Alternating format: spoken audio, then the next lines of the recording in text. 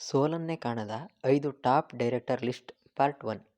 ಈ ವಿಡಿಯೋದಲ್ಲಿ ಏನಾದರೂ ನಿಮಗೆ ಒಳ್ಳೆ ಮಾಹಿತಿ ಸಿಕ್ಕಿದ್ರೆ, ವಿಡಿಯೋ ನಿಮಗೇನಾದರೂ ಇಷ್ಟ ಆದರೆ ಪೂರ್ತಿ ವಿಡಿಯೋನ ನೋಡಿ ಸಬ್ಸ್ಕ್ರೈಬ್ ಮಾಡ್ಕೊಂಡು ಸಪೋರ್ಟ್ ಮಾಡಿ. ಇನ್ನು ಈ ವಿಡಿಯೋ ಕಡೆ ಬರೋದಾದರೆ, ಮೊದಲಿಗೆ ಉಪೇಂದ್ರ ಸರ್ ಅವರು.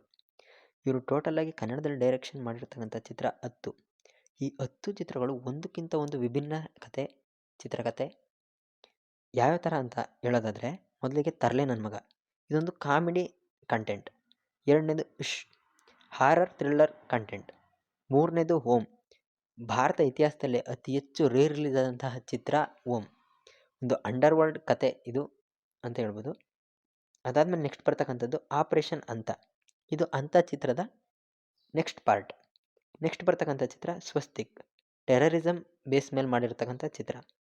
ಅದರ ನೆಕ್ಸ್ಟ್ ಬರ್ತಕ್ಕಂಥ ಚಿತ್ರ ಎ, ಒಂದು ಲವ್ ರಿವೆಂಜ್ ಡ್ರಾಮಾ.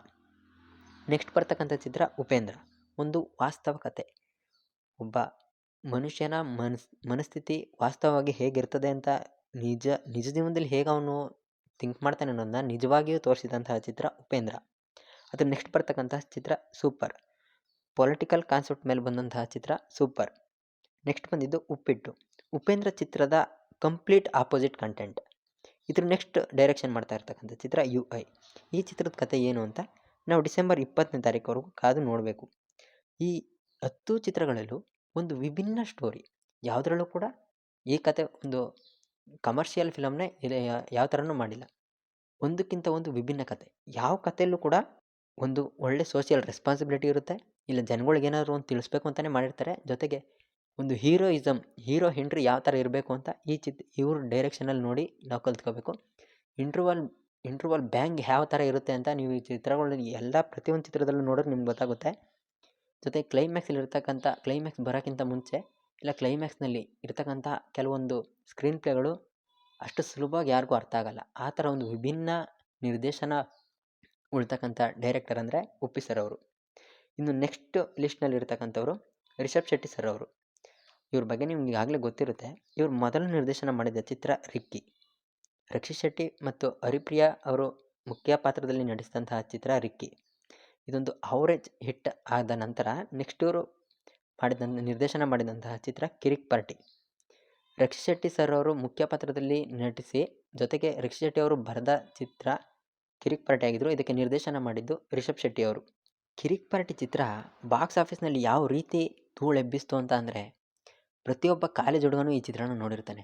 ಒಂದು ಯಾವ ಥರ ಒಂದು ಪಾರ್ಟಿ ಇತ್ತು ಅಂದರೆ, ಆ ಒಂದು ಜರ್ನಿ ಯಾವ ಥರ ಇತ್ತು ಅಂತ ಅಂದರೆ, ನೀವು ಅದನ್ನ ಥಿಯೇಟ್ರಲ್ಲಿ ನೋಡಿರೋರು ಮೊಬೈಲಲ್ಲಿ ನೋಡಿ, ನೀವು ಈ ಮೊಬೈಲಲ್ಲಿ ನೋಡಿದರೆ ನಿಮ್ಗೆ ಯಾವ ರೀತಿ ಫೀಲ್ ಇರುತ್ತೋ ಅದು ಥಿಯೇಟ್ರಲ್ಲಿ ನೋಡಿರೋರ ಫೀಲೇ ಬೇರೆ.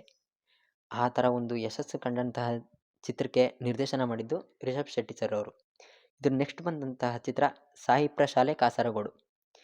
ಒಂದು ಹೈ ಬಜೆಟ್ನಲ್ಲಿ ನಿರ್ಮಾಣ ಆದ ಕಿರಿಕ್ ಪಾರ್ಟಿ ಒಂದು ದೊಡ್ಡ ಕಲೆಕ್ಷನ್ ಮಾಡಿದ್ರು ಕೂಡ, ಸಾಹಿಪ್ರ ಶಾಲೆ ಕಾಸರಗೋಡು ಒಂದು ಲೋ ಬಜೆಟ್ ಫಿಲಮ್.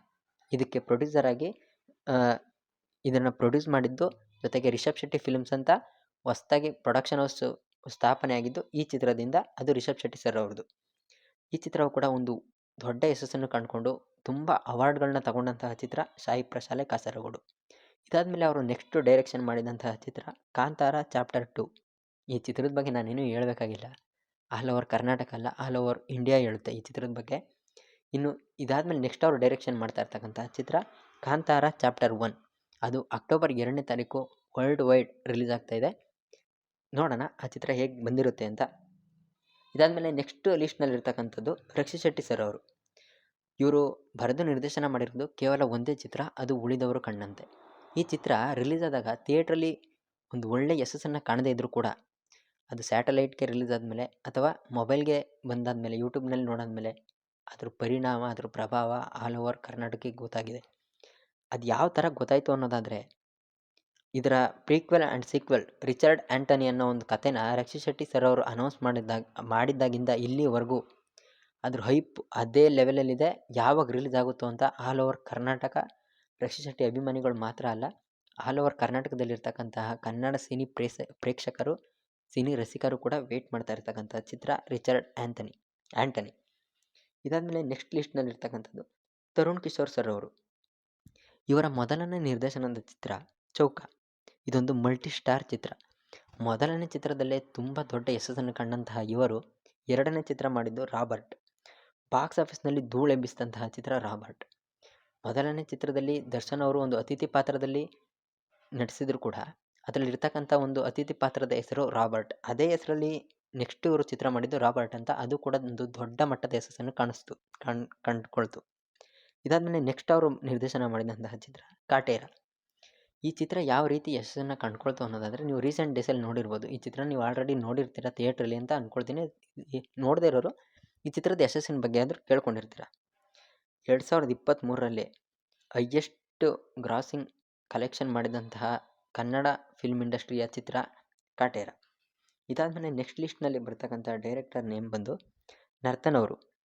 ಇವರು ಮಾಡಿರೋದು ಕೇವಲ ಎರಡೇ ಚಿತ್ರ.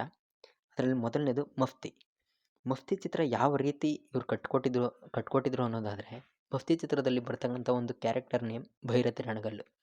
ಇದರಿಂದ ಯಾವ ಲೆವೆಲ್ಗೆ ಒಂದು ಗೂಸ್ ಬಂಪ್ಸ್ ಇತ್ತು ಅಂದರೆ, ಈ ಭೈರತಿ ರಣಗಲ್ ಅನ್ನೋ ಒಂದು ಹೆಸರಲ್ಲಿ ಇನ್ನೊಂದು ಚಿತ್ರ ರಚನೆಗೊಂಡು ರಿಲೀಸ್ ಆಗಿ ಅದು ಕೂಡ ಒಂದು ಅತಿ ಹೆಚ್ಚು ಯಶಸ್ಸನ್ನು ಕಂಡಂತಹ ಚಿತ್ರ ಭೈರತಿ ರಣಗಲ್. ಇವಾಗಲೂ ಕೂಡ ಅದು ಥಿಯೇಟ್ರಲ್ಲಿ ಅದೇ ಸ್ಪೀಡಲ್ಲಿ ಅದೇ ಅವರೇಜ್ನಲ್ಲಿ ಓಡ್ತಾ ಇರ್ತಕ್ಕಂಥ ಚಿತ್ರ ಆಗಿದೆ.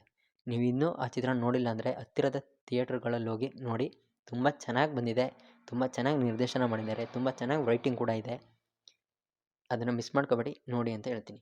ಇದು ಸೋಲನ್ನೇ ಕಾಣದೇ ಇರೋ 5 top director list in Kannada ಇಂಡಸ್ಟ್ರಿಲಿ ಮಾತ್ರ. ಇದು ಪಾರ್ಟ್ 1. ಪಾರ್ಟ್ 2 ವಿಡಿಯೋ ಆದಷ್ಟು ಬೇಗ ಬಿಡ್ತೀನಿ. ನಿಮ್ಗೇನಾದರೂ ಈ ವಿಡಿಯೋ ಇಷ್ಟ ಆಗಿದರೆ ಸಬ್ಸ್ಕ್ರೈಬ್ ಮಾಡ್ಕೊಂಡು ಸಪೋರ್ಟ್ ಮಾಡಿ. ಇಷ್ಟು ಡೈರೆಕ್ಷನಲ್ಲಿ ನೀವು ಯಾರ ಚಿತ್ರಕ್ಕೆ ನೆಕ್ಸ್ಟು ಮುಂದಿನ ಇವರು ಡೈರೆಕ್ಷನ್ಗೆ ನೀವು ಯಾರು ವೆಯ್ಟ್ ಮಾಡ್ತಾ ಇದ್ದೀರಾ, ಯಾವ ಡೈರೆಕ್ಟರ್ಗೆ ನೀವು ವೆಯ್ಟ್ ಮಾಡ್ತಿದ್ದೀರಾ ಅನ್ನೋದನ್ನು ಕಮೆಂಟ್ ಸೆಕ್ಷನಲ್ಲಿ ತಿಳಿಸಿ. Thank you so much. Bye.